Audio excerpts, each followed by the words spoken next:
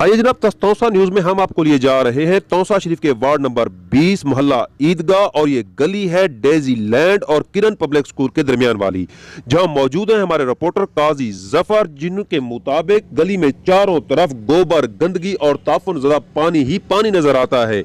मकीनों ने हमारे रिपोर्टर से गुफ्तगू करते हुए बताया कि हमने इस बाबत असिस्टेंट कमिश्नर तौसा और म्यूनिसिपल कमेटी को बार बार दरखास्तें दी, मगर हमारे मसले की जानिब कोई तवज्जो नहीं दी जा रही।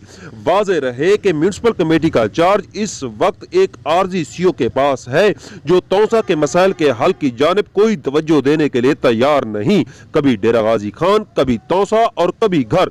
इनके ये चक्कर तौसा के मसाइल में इजाफे का सबब है। मकीनों ने वज़ीर आला पंजाब सरदार उस्मान बुज़दार से मुतालबा किया है कि तौसा शरीफ के सफाई और दीगर इस जैसे मसाइल हल करने के लिए तौसा में फौरी तौर पर एक मुस्तकिल सीओ तैनात किया जाए, जो कि इंतहाई ईमानदार और मेहनती होना चाहिए।